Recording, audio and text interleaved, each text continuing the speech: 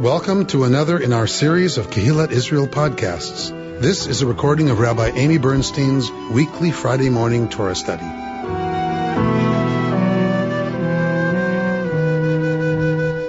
So this is another Torah study in which we're going to focus on one verse and not so much on the surrounding story.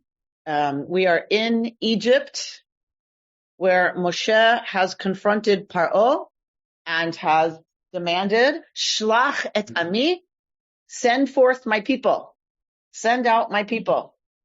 And Paro, of course, has said, no, thank you, not interested. Who's this Yod-Heh Vav-Heh that I should listen? And what? I have nothing to do with this God. Forget about it. Not going to happen. So that happened last week. So and we had, of course, Moshe and Aaron. They have their staff, and it becomes a serpent that takes on and eats the other magician serpents. And there's lots of interpretations about what's actually going on there with what the serpent represents. And so Yod-Heh Vav-Heh's serpent eating the other serpents has a lot of meaning in Egypt, the kind of representation of the god of Egypt.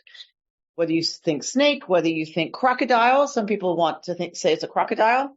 Some people want to say it's a snake. Either one is a god in Egypt. And so this is about, right, Yod-Heh Vav-Heh devouring the symbol of the god of Egypt. So the plagues are laden with meaning that we don't tend to read into them. So this week we have the continuation of that. Then we have the continuation of the plagues, and then we have the commandment about the seh, about the lamb. So let's look at a little bit of what's going on here. So we're going to turn to chapter 11 of the book of Exodus. So this parsha begins, Bo el Paro, come to Paro, and you're going to tell Paro. So if you're at home getting dizzy, don't worry about it. I'll stop in a second, or maybe not. Okay. So here at chapter 10, Bo el Paro. Don't worry about it. It's on the screen, and I'll read it. I'll read just a second, and then we're going to go to verse 9 of chapter 11. Vayomer Adonai Moshe, Bo el Paro, come unto Paro, because I've made Paro's heart heavy, right, and hard, and this is also that it's George's favorite part of Torah. This is also that I can put my signs and wonders, like, to make those happen. And so that's how the parasha begins. Bo el Paro, come unto Pharaoh. And there's a lot of commentary. We've done that a few years. A lot of commentary on why does it say come to Paro and not go to Paro. Any ideas? Think as the rabbis think. Think as a spiritual message of Torah beyond the pshat, beyond the literal meaning. Why does it say Bo el Paro? Come unto Pharaoh instead of go to Pharaoh. Pharaoh's the God. The Pharaoh's within us. Pharaoh is right here. I come to Jesus. Don't think it's out there. Don't think the evil, the crazy, the violence, the oppression, the whatever is out there. If you want to deal with that, you're going to have to Bo el Paro first. Mm-hmm. You're going to have to come unto Pharaoh within you first. There's not a way to deal with what's going on out there until we address what's going on in here. All right. So, and lots of other ways of interpreting that kind of message of coming. That we have to address our own heavy heart, our own hardened heart, our own anger, pain, fear, hurt. We have to address all of that first before we can be a leader, before we can address anything that's happening out in the world in any kind of constructive, helpful way. Okay. So lots of commentary like that. Then we go on through our parsha. We're going to come to verse 9, where God says to Moshe, Pharaoh will not hearken to you, in order that my portents may be many in the land of Egypt, right? So that God can bring all of these signs and wonders and miracles to happen. But Moshe and Aaron had done all these things in Pharaoh's presence, and Yod-Heh Vav-Heh had made Pharaoh's heart strong-willed, and he had not sent the people of Israel from his land. Okay, so we're in the middle of this whole drama. And in the middle of this drama, what do we get? Verse 1 of chapter 12. Vayomer Adonai Moshe ve'Aharon ve'eretz Mitzrayim lemor. And God says to Moshe and Aharon in the land of Egypt, saying, and this is the verse we're going to focus on, and I know you're going to be like, wow, yes, of course, because this is so exciting. HaChodesh hazeh, this month, Lachem Rosh Chodashim is to be the head of the months. Rishon hu lachem lachodshei hashana. It shall be the first to y'all of the month of the year. Okay, so that's where we're going to focus our commentary and attention this morning. Okay, all right, because I know that that's the verse y'all would have picked. Dabru el kol adat ben Yisrael lemor. Speak to the entire community of Israel. So we get this business of this month is going to be the beginning of months for you. Speak to the entire community of Israel, saying what's going to happen, a commandment now about on the 10th day of this month. Notice that this month is not named. There's no name for this month because in the Bible, there aren't names for the months. Why aren't there names for the months? Why not just tell us the name? We have a Hebrew calendar. Why don't we? Don't they talk about this certain day of Elul somewhere? No, not in Torah. On the 10th day of the month. Did the rabbis give the month names? So Bert is on the right track. After the destruction of the temple, where did the Jews go? Babylonia. The names of the months that we have are Chaldean. They are Babylonian. They are not biblical. So the only place we see names given for months is in the later writings that are post-exilic. So we get it in Esther, and we get it in Daniel, and we get it in those texts that are post-exilic, and that are not based on other texts. We have editing of our texts that is post-exilic, but the texts that are written post-Babylonian exile, when they reference months, they have the names that we are familiar with.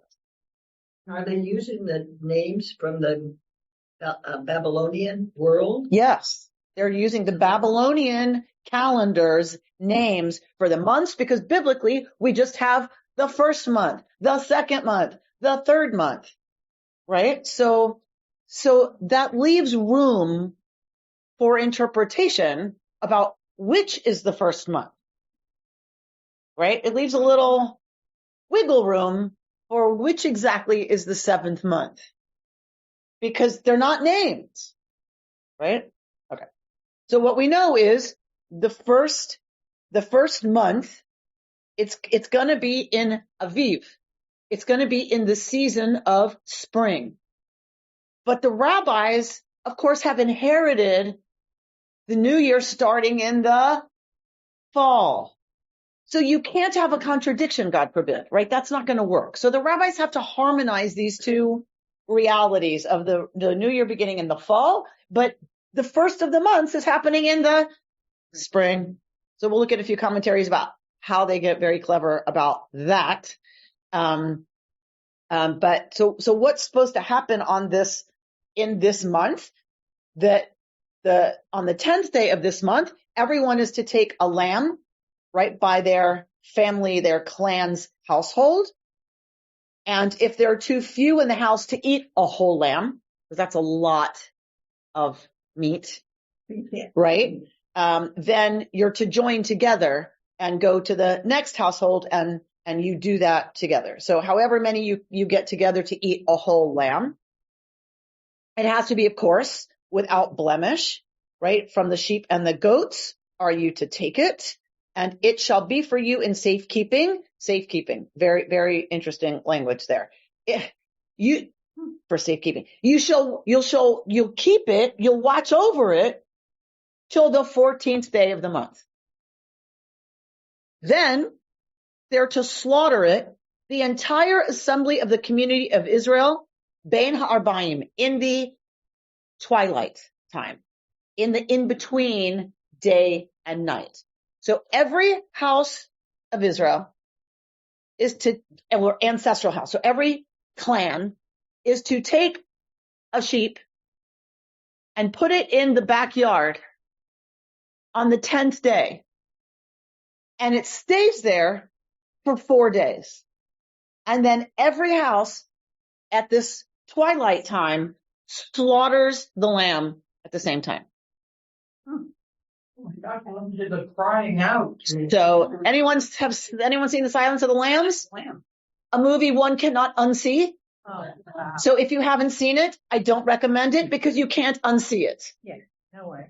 I have never shaken it. But that scene, right, of the sound of the lambs screaming, right, at slaughter. So that is the image of what's happening at twilight. Twilight is already a very tricky time. It makes the rabbis nervous. That's why we have so many rituals that happen to carry us through liminal spaces, because liminal time, liminal space makes everybody nervous. It's not day, it's not night, right? So that is when this ritual is happening. It's also we have these rituals because it's a scary time. You're in between status of day and night, child, adult, single, married, like all of these in betweens are very tricky. And so they're scary. And so this scary ritual is happening at the scary time as a scary thing is happening in Egypt to the Egyptians.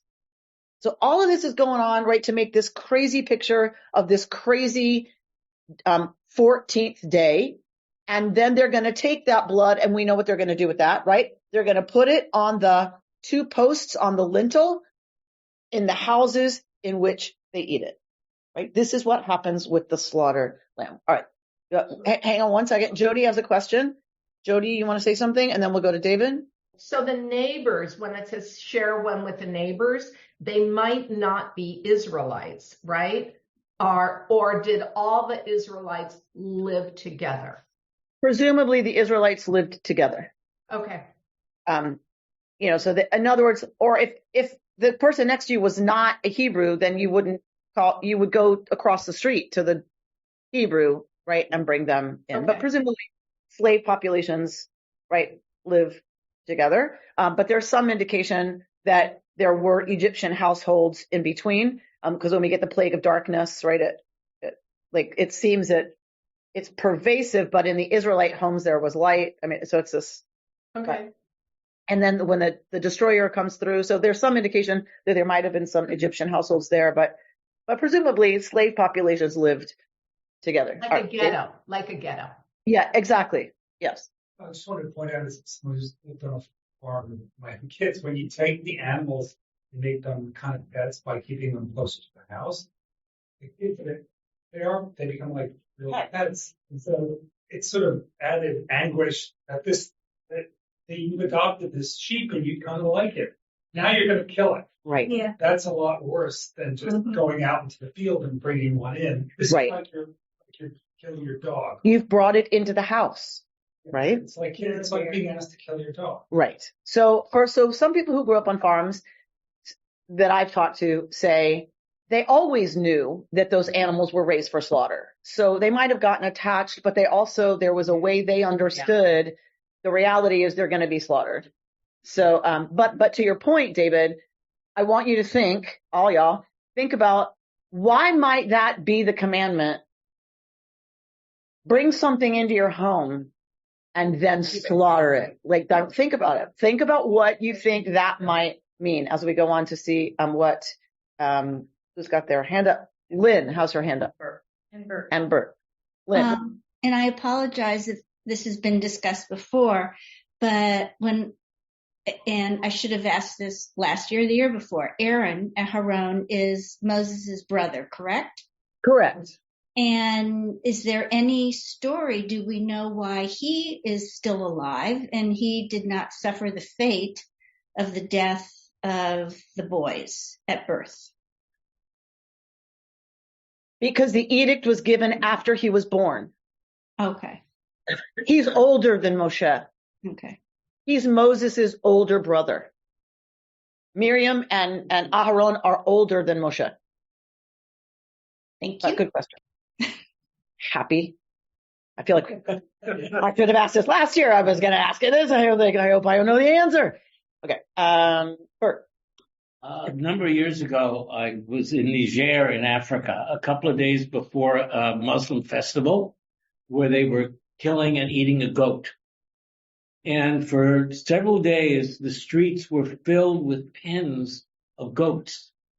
Everywhere you went, there were pens of goats just waiting to be purchased and then taken home. So that still exists in some parts of the world. Second thing is a question.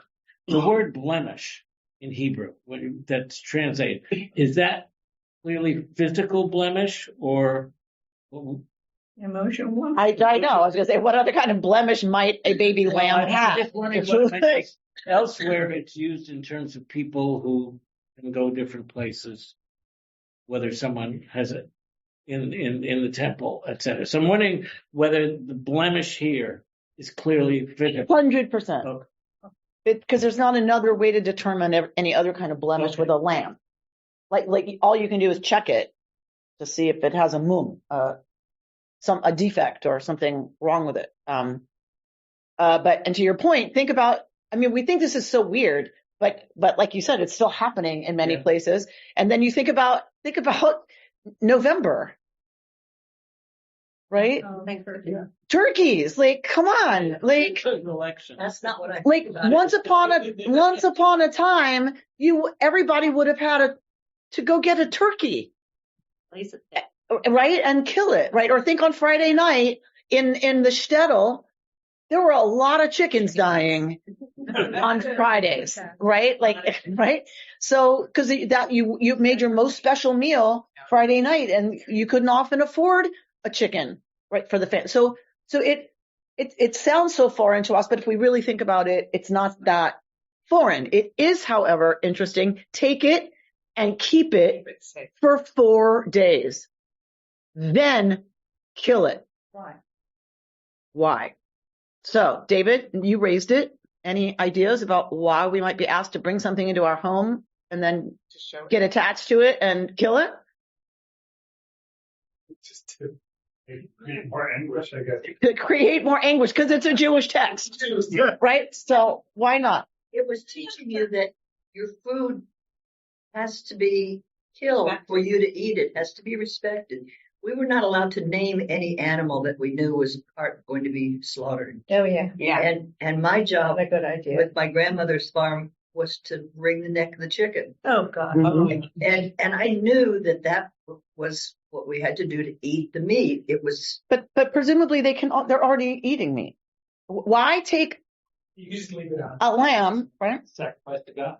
Goes back to Why take it into your house and watch it for 4 days? sacrifice the son, Lynn, speak. In recalling past Torah study sessions with our Rabbi Amy, that these commandments and to put the blood on the door and for 4 days, these lambs are not quiet creatures and they're bleeding, and with bleating, they're making some noise. And as I recall, the Israelites were not supposed to have these animals, that these were special animals for the Egyptians. So this was putting them in a very precarious and dangerous situation that they had to buy into and do. Gold star for Lynn, that she has paid attention over the years in Torah study and makes it redeemed my whole life that you all take something from me. So there was a sheep god of Egypt. If you have bleating sheep in your backyard, possibly this gets noticed.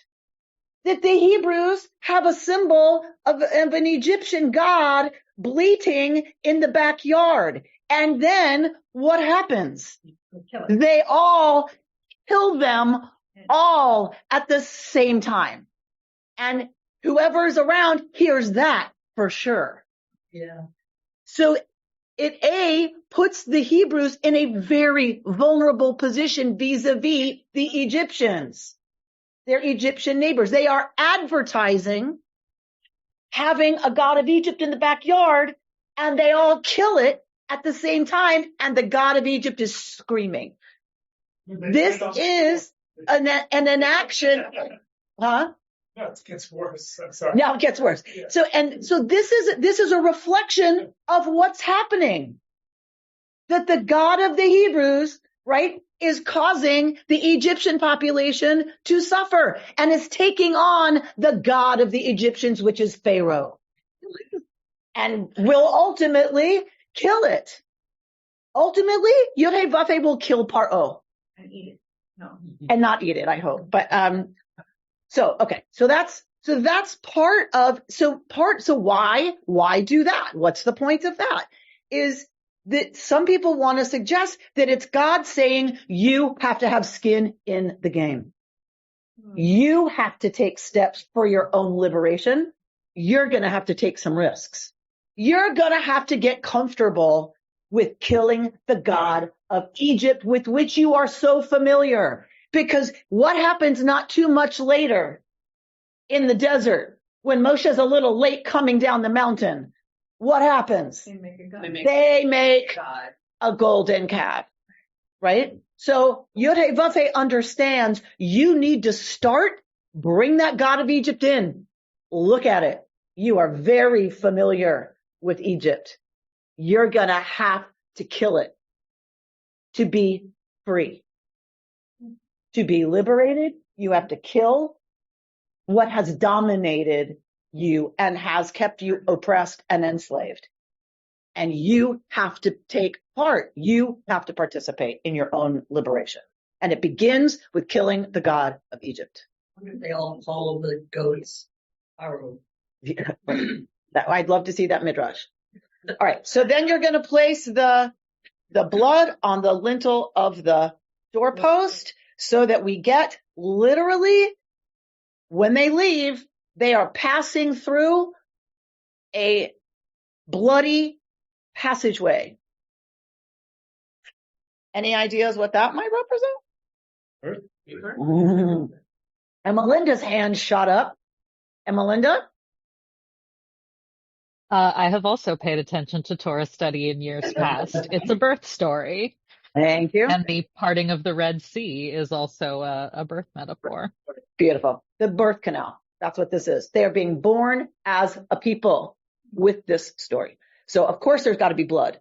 There has to be blood, right? Because the destroyer knows which house is Egyptian and which house is Hebrew, because it's sent by Yod-Heh-Vav-Heh. So it's not like it's a sign for the destroyer. It's a sign to the Israelites, I opt in. Because it's also, you've just killed the God of Egypt, and you're going to put its blood on the doorposts. You're now advertising we're one of them. Right. We're with them. The people who just slaughtered, right, a symbol of the God of Egypt, right? Well, there's no turning back. Beautiful. There's no turning back. If you put the blood on the doorpost, you can't stay. So you're saying, I believe we're going to get out of here. Otherwise, why would you do it? Because you can't stay once you do that. Once you say God of Egypt killer, right, as a sign on your door, you can't stay. There's no turning back. You have now opted in. Is that related to mezuzah? So there are people who want, of course, to relate it to mezuzah. 100%. There's one article I read said that there was a tradition of having that part of the house be stone, like that was kind of the solid part of the house. And so the name of the clan would be on the lintel. And so what they're doing is they're covering the name of the clan with the blood, saying it's not we individuals who matter. It's we now are a people. And we're a community, and we're becoming a community. And so they are asked to cover the name on the lintel, which is a lovely interpretation. All right. So in any case, this is what we get set up as the first month with this whole story, this whole craziness. And of course, they're gonna leave in this month, right? Okay. So let's look at a little bit of commentary on this fascinating verse. All right. Let's look at Rashi. We always want to go to Rashi, right? Because Rashi is going to really try to explain what's going on with anything. And of course, Rashi has the commentators have a drash on everything.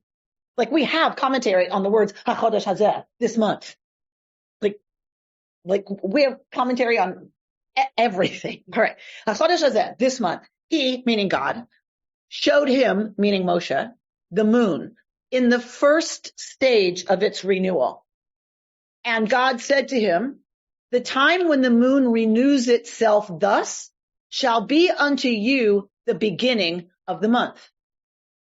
The translation therefore should be, Rashi is saying, this stage of renewal shall be the moment of the beginning of months. Not this month. This stage of Chadash, what's new? Chodesh, month. Chodesh, month, Chadash, new. Chidush, right? So that's how this should be translated. Remember, there are no vowels in the Torah. So don't read Chodesh. This Chodesh should be the first Chodesh for you among the Chodeshim. Read instead what's Chadash, when the moon is new, is to be the beginning of months for you every month. Because we could call the beginning of the month the full moon. We could call the beginning of the month when it completely wanes. That's when the month begins. We start our lunar months at this side, the new moon. The very bare, actually it starts right before we can see that sliver. That's the new moon. The dark moon is the new moon. So just right when it's about to give us that little sliver, that's right before that is the new moon. But you can't just discern that. That instruction had to be given, right? That's when you call the new moon. This time when the moon renews itself. This stage of renewal. But no scriptural verse can lose its literal meaning, God forbid, Rashi says, right? This is spoken in the reference to the month of Nisan. This month shall be the beginning in the order of counting the months, so that Iyar shall be called the second, Sivan the third, etc. Okay. The day starts with darkness as well. The day starts with darkness. Correct. So I think this is, I never thought about that. That it didn't have to be that's when we count the months of the moon, that it's at that right before that sliver. It didn't have to, I never thought about it. It didn't have to be. Of course, it's the new moon. But it got to be the new moon because that was what we decided, right? The first star for Shemot is at night. Right. What my point is, it could have been any cycle. It could have been any phase of the moon that got decided as that's the new moon. But it never occurred to me. Right. There had to be a decision, right? So Rashi's pointing out that God is saying, look up at the sky, Moshe. This is the moon that HaChodesh Hazeh. Don't say this month that you're in. This moon, this phase of the moon is when you count the beginning of the month, right? That this is the moment we get that teaching from God. Okay. So now the Sfat Emet has some commentary on this business. All right. And so I'm bringing you Rabbi Aaron Lieb-Smokler on the Sfat Emet. The Midrash on the verse that we just read, this month, Chodesh, shall mark for you the beginning of the months, states. So now the Sfat Emet is talking about the Midrash on our verse. And now he's quoting the Midrash. The Midrash says, from Shemot Rabbah, there is no renewal, chidush, greater than this. There's no renewal greater than this Chodesh business, the beginning of the month business. For through the exodus from Egypt, the children of Israel were made into truly new creations. When they were chosen to be devotees of the Holy One, their souls were renewed. As our sages of blessed memory said regarding one who joins the people of Israel through religious conversion, is like a child just born. Okay.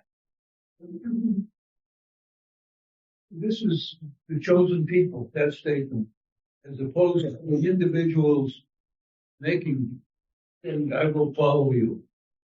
It's both. It's God chooses them to worship God as God's, by taking them out of Egypt to be their God. God chooses them. They have to put the blood on the door and choose to walk out, right? They have to opt in, right? Okay. So, this is why, says the Sfat Emet, this is just so, okay.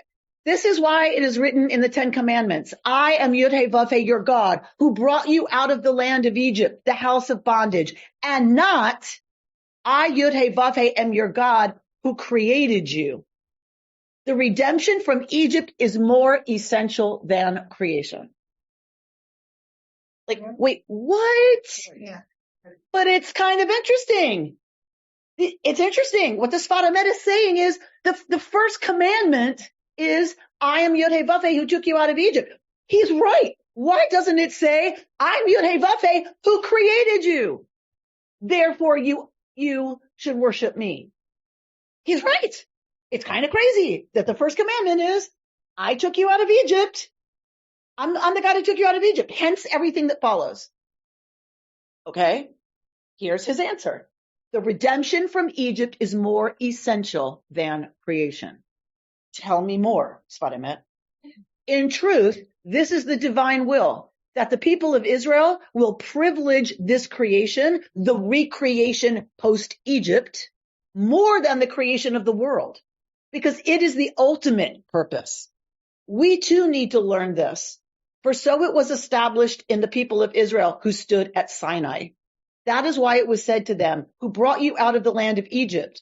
It is revealed and known before the Holy One that with this recognition of recreation, one is activated far more than from recognition of creation of the world. This is an eternal attribute of the Jew, that she is prepared to self-sacrifice for the divine, knowing that this is the purpose of creation. This attribute was merited through the exodus from Egypt. Therefore, there is renewal, chidush, kodesh, for the children of Israel always. And this is the meaning of, this chidush shall mark for you the beginning.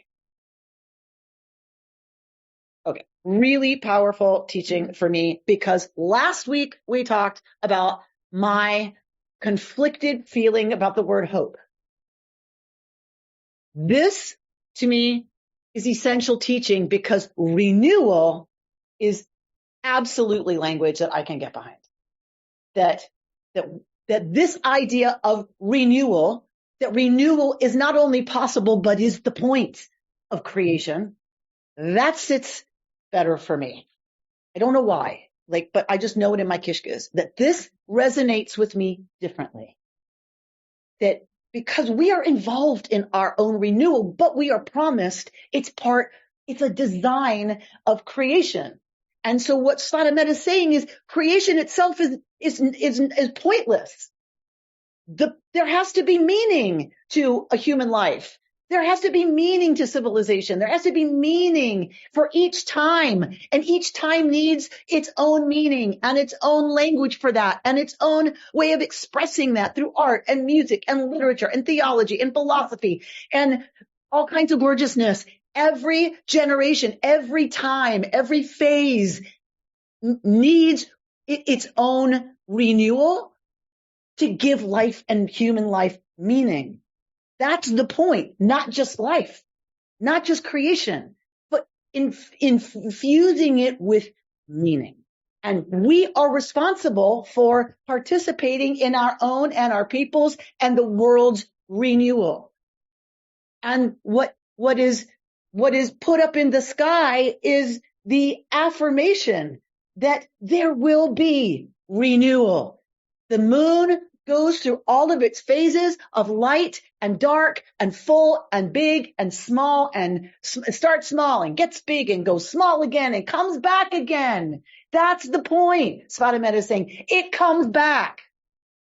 Chodesh, every month. There's chidush every month. We are the same. We wax and wane, and it changes, and there's light and there's dark, and So it is. We have to dig in to the opportunity for chidush. So she's going to unpack this. So according to Rashi, God points to the moon, indicating to Moshe when the new moon ought to be sanctified and the beginning of a new month declared. God also set the month of Nisan as the first of the lunar year, right? So we read that in the Sfarim. The Hebrew word chodesh, month, is explicitly linked here to the word for renewal, chidush. When the moon renews itself, when it just begins to reappear, then a month begins. The Sfat Emet takes this linkage for granted when he opens this week's teaching, so much so, in fact, that he inserts interpretation into citation. Purposefully or not, I do not know. So remember, we read that he quotes Shemot Rabbah by saying, B'midrash, in the Midrash, HaChodesh Hazeh Lachem, this month to y'all, right? Ein Lachem, there won't be for you chidush acher. There won't be a bigger renewal, a bigger chidush than this. But that's not what the Midrash says. He misquotes the Midrash. The Midrash says Chodesh.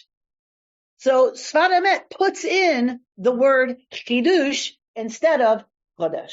Now, is it a scribal error as people are writing down the teaching of the Sfat Emet? Possibly. But it's clear that he interprets the Midrash to be saying this is all about renewal, right? The Rebbe, consciously or subconsciously, imports it to affirm the absolute centrality of Chidush, the moon's renewal, to Chodashim, the system of months. He rereads the opening of the Midrash to assert there is no renewal greater than this renewal. There is nothing quite as remarkable as the disappearance and reappearance of the moon, that monthly wave of light slowly waxing and waning. But why is this phenomenon so significant? What about it is so elemental that it ought to be ground the very first mitzvah? So that's the other thing to notice. This is the first mitzvah, right? This is the first time God says, here's a commandment to all y'all. As descendants of Israel, as a people, the first commandment is this. This shall be the first of months to you. Why this? Why is this so important? So the Sfat Emet, we just read it when we become devotees of the Holy One. The Exodus is not only a story of the redemption of the Jewish people. It is a story of the recreation of the Jewish people when they emerged from the heaviness of physical oppression to the buoyancy of spiritual freedom. When they moved from the dread of slavery toward a horizon of hope, they were radically transfigured. It was as if they were born anew, as new souls with refreshing new possibilities. This capacity to be reborn, to change and grow, to be liberated and elevated ought to be a grounding principle of our very being, says the Rebbe. To be alive as a Jew is to recognize, celebrate, and cultivate our ever-evolving natures. Mordechai Kaplan, right? An evolving religious civilization. Yeah. Like the shape-shifting moon, we can expand, contract, share light, or grow dim. Like the moon, we can build toward fullness over and over again, no matter how many times we shrink in between. For this reason, the divine disclosed itself at Sinai to the generation of the Exodus, not as the creator of the world, but as the one who makes recreation possible. Boom. This generation that underwent such transformation understood that once in a lifetime creation is far less onerous than the laborious acts of recreation that constitute the task of a lifetime. This sounds like where Mordecai Kaplan got his entire... Preach. Their experience of profound renewal cemented their commitment to it for generations to come, right? We still sit around the Seder table. The God of this Jewish people would need to be the energizing force that activates this continuous, essential, enlivening work. Renewal. God met the Jewish people with the mitzvah of HaChodesh Hazeh Lachem, because the power of Chidush was to be their gift and their legacy.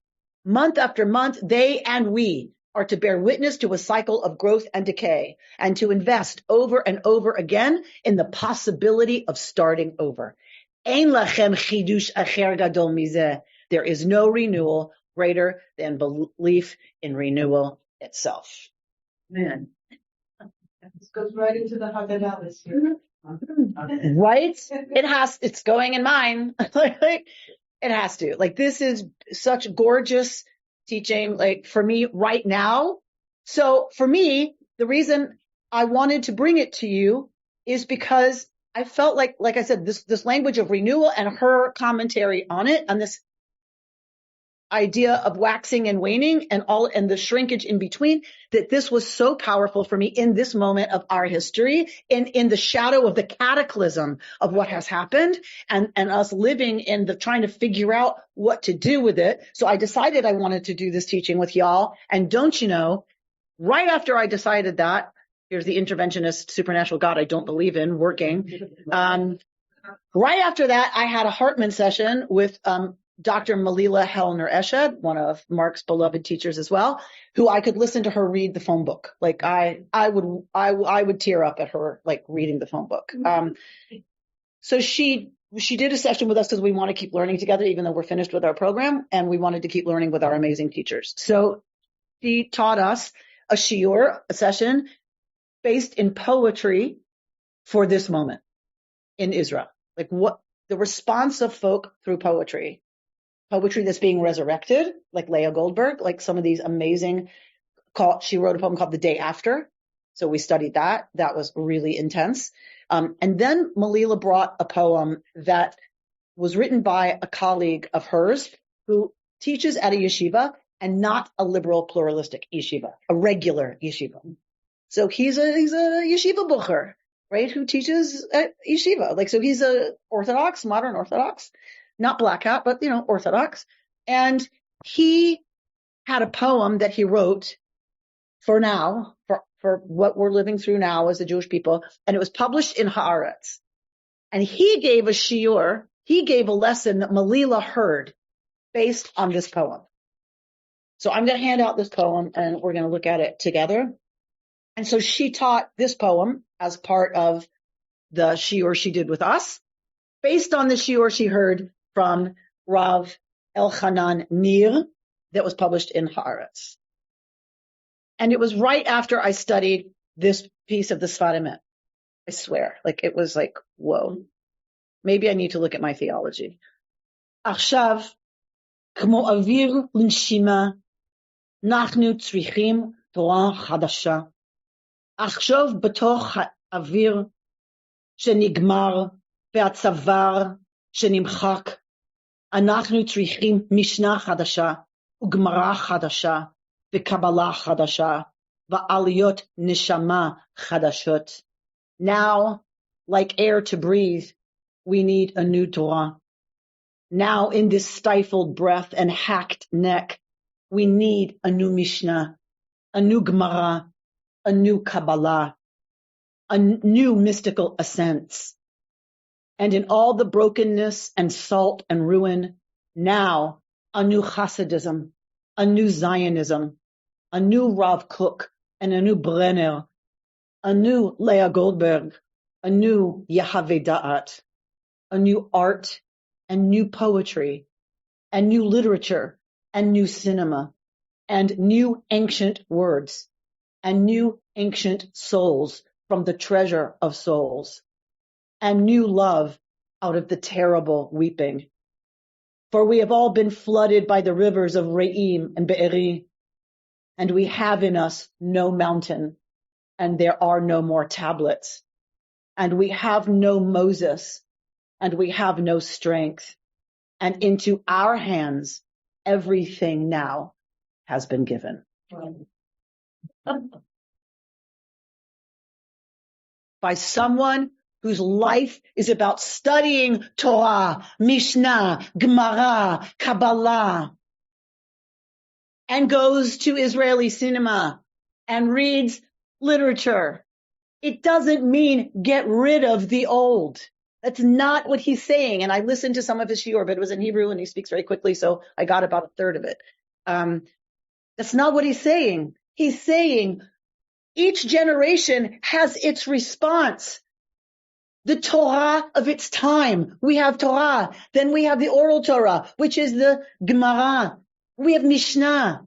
We have all of these responses. Hasidism was a response to what was happening, to pogroms, to all of those things. Zionism was a response to the cataclysms that were happening in Europe, right? The Kabbalah was a response to the Spanish Inquisition. So every time there has been a crisis, a catharsis for the Jewish people, there has been a renewal. Rav Kook is writing after the Shoah.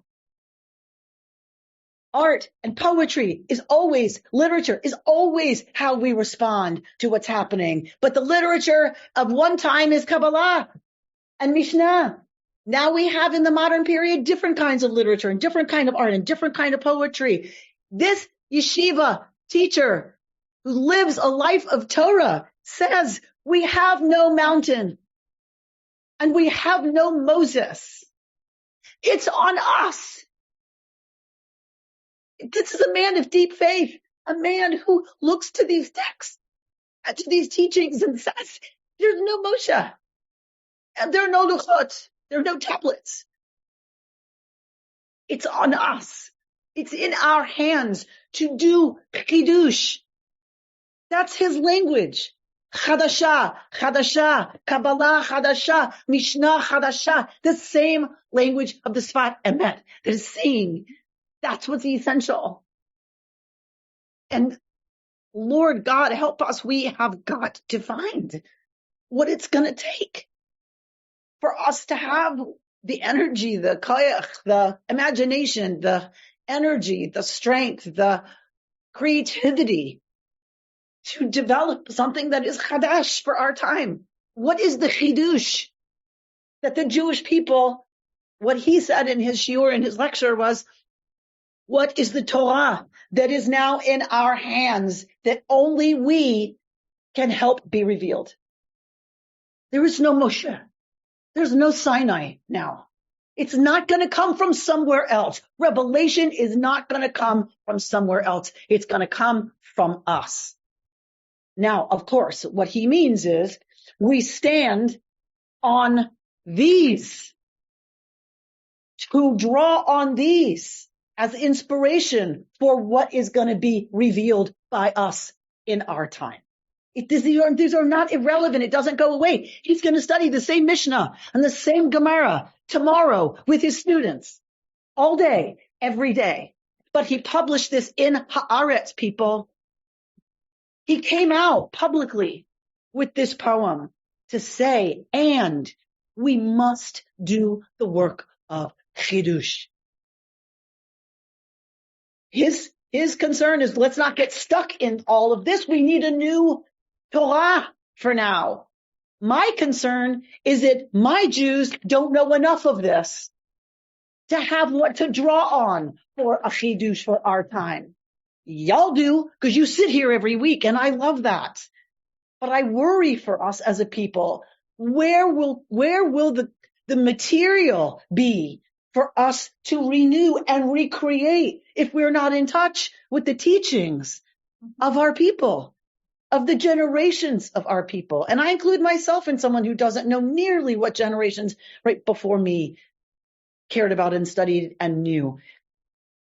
I have to just keep digging in with you who are ready to drink from the fountain of Torah. That's what we can do in this room. That's what we can do. All of you listening to the podcast regularly. That's what we can do. And we get inspiration from cinema and art and literature and other places. So we have to find the commitment and the strength and the willingness to devote ourselves to what it's going to take to have what with to recreate for our time. You've been listening to Rabbi Amy Bernstein's Friday Morning Torah Study from Kehillat Israel in Pacific Palisades, California. For more information, go to our website, www.ourki.org.